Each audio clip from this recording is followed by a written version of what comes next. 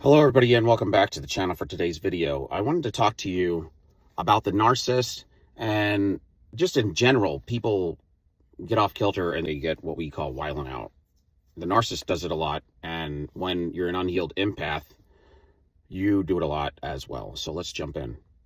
So this may be one of those groundbreaking episodes because I do have them once in a while. At least it's groundbreaking for me, where I'm excited because I know where my mind is taking y'all, if you can follow me. And it's exciting for me because I don't hear some things, when you get things from the inside, from up above, it's fresh. And that's what the narcissist can't do. But what I wanted to talk about is something that actually, it will help. It may help everybody, but it will help the narcissist. And this is why I wanted to go over this.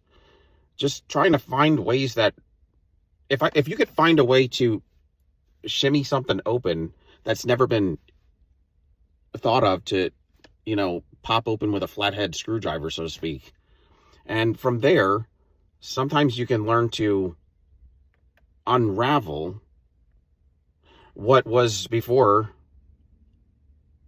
unable to be unraveled. And sometimes when you keep going down the same patterns, right, that would be a cycle. And sometimes in society, that's what they want you to do, me to do. And they want us to take our minds only so far. And you best believe that the power struggle with the elites in the world today, they are building all of these books, materials, computers, and setups, these programs, or these mindsets, because that's what books are. Books are mindsets, or they are ad hoc mindsets that somebody has, implemented. They just put it into a book. And when you put it into a book, it's just, instead of a computer program that is painting a picture, it is a book. And it's all going to be fed here. But my point is if you understand that book from cover to cover, you could get locked into a cycle of just understanding that that's it. When the book could have been used to get you to cycle in your mind that that's all there is. That this guy, whoever created this book or this article or whatever, has taken it so far that it can't be taken any further. And that's the furthest thing from the truth. There's always a next step to anything. There's always a step that leads to something else, or it's a mesh of it, right? It's kind of like when you cut your hair, it like fades out or it fades in, right? This is how it is when you go from one topic to another. But in that going from one topic to another, there's a fade or a phase, or it's kind of like those fans that Asian people would have, and they would just fan out, maybe get thinner and thinner and thinner, right? But at some point it gets so thin, maybe that it won't get any thicker, but it will lead into something else, if you could picture it like that. Like the strokes of a paintbrush. It's gonna get smaller and thinner or lighter the further you keep pushing that brush without dipping it in the paint. And that's my point. Those are the places where you learn what is connected to that last thought, or that last bit of information, to where books are known to just stop. That's as far as the theory can go. And that's as far as it can go because the guy who wrote the book said that. And they are the most superb person in the world in this department, in this area. They went to school. They got a doctorate. They got legal titles and badge. They got a badge on, and they got this big trophy at home. But this is the deal. There could be a lot further that can go. And as that thing thins out, right, you're going over the material and it thins out, but you still spend more time on it because you're excited about it and you're passionate about it. So you spend more time than even that guy. And you don't listen to society, but you use your creativity inside here, mixed with that information, and a non-biased, as much as you can, type of persona. And you can get to a whole nother level. I mean, it's not going to just be, for instance, if we're talking about narcissism, it's not just going to be narcissism. If you notice, I'm going from narcissism into wealth and health and building abundance in your life. We're starting to talk about universal understanding of these universal laws that God put into the foundations of the earth, knowing that there's those laws. There's laws for the demons and the devils below the earth, and there's also laws for the heavenly beings that are in the kingdom of heaven. That heaven and earth are so far apart because they're so unequally yoked, and they have us in the middle. Of course it would be warring in the middle. And where all of these things came from, they came from giants and fallen angels and people doing and angelic hosts doing things that God did not ordain for them to do. Just like in the Garden of Eden, every tree and every seed that he made, it was like seed after its own kind, seed after its own kind, seed after its own kind, and it was seed after its own kind. God said it so many times in Genesis because he was getting a point across that there are certain barriers in the earth and in the realms of science and anthropology that we are not supposed to mix. And when you go into mixing them on your own to build a morphology, a monster sometimes out of it, and you say, God, I'm going to be God. Shut up, God. I'm going to be God. And I think we've all said that in different ways, right? Our flesh gets in the way, and our pride gets in the way, and our ego. And we can do stupid things, say stupid things. But I think at the end of the day, God wants you to be real with him. And a lot of people, you should have a certain amount of reverence. But God knows your heart, and he knows the burden that you're going through and how much that you are bearing. And sometimes you bear things for other people, and he knows that. So there's grace there. And if you were to help, say, 200 people get themselves out of something and have to deal with 1,000 corrupt individuals coming at you just to save those 200 innocent people, but that would be perpetually saving good people, because after those people are gone and destroyed and wrecked psychologically or whatever, well, these parasites are going to be jumping on the next boat of them, and it may be not just 200 innocent people getting destroyed, it may be 210, and then the next batch will be 220.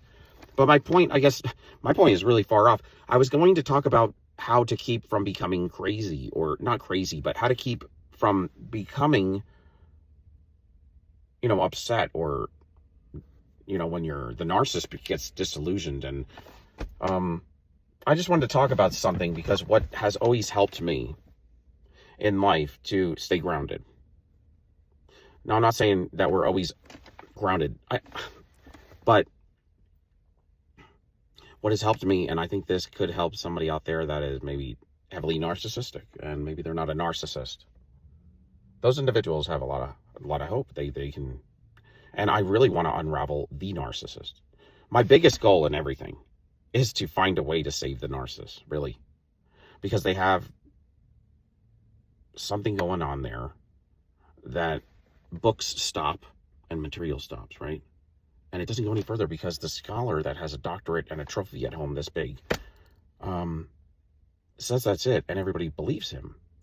And maybe legit the guy at home is telling you what he believes is the truth, and maybe these people out here believe them as that's the truth. But you got to know that there's another group of individuals, probably higher up than that want to control more. And maybe they do know, or maybe they don't know.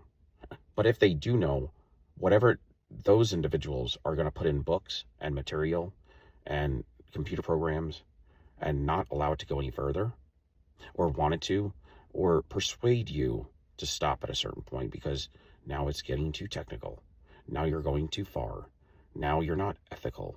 Now you're self-righteous. And this is what the narcissists that are in the spiritual community online, the online spiritual community, is what has been attacking me. But they're corrupt, and they're dealing with covens and Freemasonry and Eastern Stars, and they're witchcrafting everybody. What they did is they picked a group of people that didn't line up with their material, the online community. Like there's people that are come-ups. I was one of those come-ups. And they don't like the truth. They don't mind if you talk about material in a book. But when you talk about implied material, like circumstances in certain situations that describe it in a better way, in a way that's more hurtful, more damaging to the victim, or more alluding to how a true narcissist would really act. These are those individuals in these fake spiritual communities, and they didn't want their mask to fall off. So what they did is they are Some of them tarot card readers. Some of them are other types of spiritualists. Some of them are people in churches, but they're spiritual, or they're online church community. Could be Catholic, could be Muslim. You have a little bit of everything. But at the end of the day, these spiritualist individuals don't really believe in it at all the right way. They actually use it to control people. So they don't know God at all. They're rooted to the devil. And they got upset. Or maybe they just generally do this. They will they've probably been doing this for generations. But to control the online community, they have to gatekeep it. So when somebody gets on their online community in their type of territory, now this would be people in every territory, they will say, well, that guy, I don't like what he's saying. He's offensive to me. Now, why would you say that? Because you're a demon in a meat suit, and I'm speaking the truth, or I'm speaking of God and how to heal and how to spot a narcissist, right? Well, that outs them, and it messes up whatever they have built in their coven, brainwashing people, getting people addicted to substances, not knowing, getting them addicted to having intercourse with people and getting trauma bonded and all of that. So they got together and they would do this to just weed out the ones that would actually help society. They don't want that to happen. It's called gatekeeping. It's when you have information and you are a scholar and you have a doctorate and the big trophy at home, but you on purpose will leave a lot of material out of that book, out of that mindset, out of that computer program that would help your community. But what you do is you put 3/4 of it in there and then 25% a lie, like you find in the church today a lot, or in maybe a mosque today, or in a Catholic church, or wherever we're talking.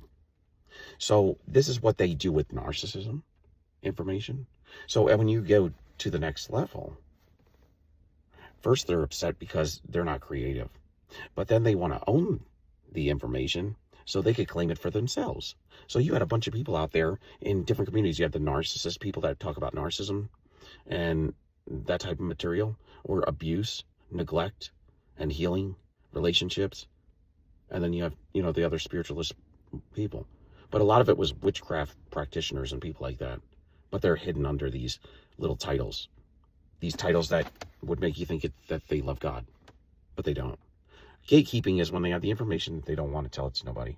So what they do is they confuse people and lie to them and cheat them, steal from them. They rock them, and they'll do everything, gaslight them, manipulate them, use them, abuse them, destroy them, wreck them, enslave them. They will root them, get them to root themselves to demonic entities and to chain themselves and bind themselves. My ex agreed to do this secret society thing. And unfortunately, until I think she did finally, and maybe not too long ago, maybe break this cycling spell. But when you agree to certain things in secret societies, you can get bound to another individual that's an abuser. And they could have demons in them. And you could be a subordinate to them. And God will allow the devil to do that to you if that's what you made the agreement to do. He will allow you to be humiliated, tortured, and destroyed during that cycling until you can get away. Some are rooted. When people bind themselves together, or they bind themselves to an entity to destiny swap with somebody or something like that, they're energetically corded together. And they're also bound together to where, especially if that person did binding spells as a practitioner behind closed doors, and have been spelling every foundation in your life. I mean, we're talking about every frame of grass in the yard has demonic spell work on it. How the hell are you going to see yourself out of how are you going to find the pathway out, right? Even when you do leave them, they cursed your health, your wealth, your looks. They cursed your children. They cursed your home, your cars, your family, any relationships, any offspring, any finances, any heritage, any goodness, or any good things to come your way. This is what they do day after day after, spelling each and every, when they're living with individuals, or they hate them and envy them and are jealous of them so bad, or want to be them. And so this practitioner that was, I guess, married to my ex, I was unbeknownst to a marriage. I was told that they were divorced several years ago. I would only hear about them switching. They had a child together at the time. He was 6, 7. And that was like 5 years ago. So he's probably 12 or 13 now. Nice boy. I mean, cool kid. Well, put together, and he liked to have fun, as far as, like boys do. And he was cool. And I guess that was his child. I mean, with my ex. But, I didn't actually, this is the thing with a narcissist, you're not going to actually ask for the divorce paper, right? And that's the thing. You look like a weirdo if you were to do that. It's kind of like the same thing goes for, we don't really like to, follow people and investigate them as far as, I'm going to tail them, and, gang stalking. But, if we were to do it, we would be doing it for legit reasons. I'm really sure, I have 90% chance sure that they are definitely, or 100% chance they are lying and they're cheating on me. And so if we stalked, we would, generally speaking, have that kind of information or intuition telling us this. So it would be pretty obvious. And because the narcissist would be always saying it's not true, and until you have actual evidence in their face, some of us would, stalk them until they actually got evidence they could smush in their face. But that doesn't help either, because the narcissist will just walk away. And it's kind of like when a narcissist wants to destroy you. They think if they could just keep knocking you down and telling you bad things and stuff, that it'll make them feel better and you feel worse, right? But if that does work when you're unhealed and you're believing what they say, but when you heal, you just know they're a liar. You just know exactly what they're going to say, and it's all going to be bullshit. Whatever they tell you they have, they probably don't have 70% of it. And the other 30% that they do have is not all it's cracked up to be. You best believe. Whatever money they tell you, cut it in half or cut it in 4 pieces. They probably have 10 to 20% of whatever finances they tell you they have, riches. So anything is going to be extremely blown up. So you don't believe shit. If they're in a loving relationship, it's the worst relationship in the world. They just won't tell you. If they hate the relationship, they actually love it. But they can't convince themselves that they love it, because then they'd have to run from it. But that's what they do anyway. But for me, what helps me to stay grounded, and this may help a narcissist or somebody that's coming out of toxicity, is to find truths in things. And when you establish an understanding of something or a truth in something, it helps you to know there's a God and know that things are just not out here and nobody made them. Oh, you know that there is a God Almighty that made that dirt and that sand, that made that tree, crafted it. Before it was here, he crafted it. Somehow, some way. It didn't just appear. He's God. He had to command that it be built in its perfect way, exactly how he wanted it. Now you got to picture the world was originally sinless, so it was perfect. And it's not today, but there's certain things that just make sense, and it grounds you, and it's a truth. And I can't really think of one right now. But just things that make sense. It's kind of like this. Here you go. A fire. A big old fire, like when a narcissist wants to destroy you. They want to create a big old fire in your life, right? And there's a little fire in them, because that's what's making them pissed off to come at you. A little fire, but they want to create a big fire in you. So they'll come to you and try to destroy you, and if it doesn't work because you refuse them, then they call you a bunch of names, and they'll go and flaunt a new person in their life in front of you, and they'll create all these lies behind the scenes, and they'll spend every dime they can making sure that they get pictures and look good together and whatever. And it's all a lie, right? But when that doesn't work because you've healed and you know it's bullshit, and you just keep going as if nothing's going on, it actually creates this huge fire in them. But this is my point, as a fire is created in the earth, what happens? It becomes a fire, a huge forest fire, whatever, that's uncontrollable by one spark. And just as that spark created that big old forest fire that took so many thousands of people to put it out, so many homes were lost, so many families were broken up, and so many people may have perished, right? And it cost a lot of money. It cost a lot of people their jobs, and it wrecked the whole community. It'll never be the same. Or it may become the same, like something similar after it heals, but it may take a long time because they have to rebuild everything from the ground, y'all. Well, this is what happens to not only the outside, but those same elements are going to act and operate from inside us, just as we see them out here. You know, not for nothing, but when you look at a car engine, I hate loud cars. I mean, it's just ridiculous. I hate loud cars. I would never be with somebody that had a loud car and enjoyed it. But my point is, a car engine has a piston, and a piston goes up and down. It's got a head, and it goes up and down in a cylinder. But it's only because things like that mimic intercourse, and it's lubricated, right? And these are just things. We built the car because of things that we see in nature. And that grounding helps you to grasp hold of something better than a lie.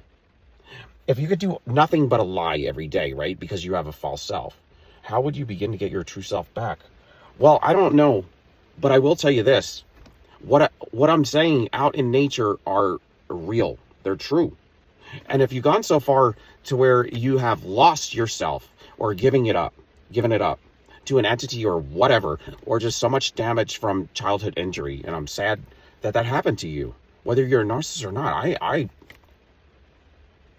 have had my own atrocities, man, and they're terrible. So for a narcissist or for an empath, we are in the same boat when it comes to that.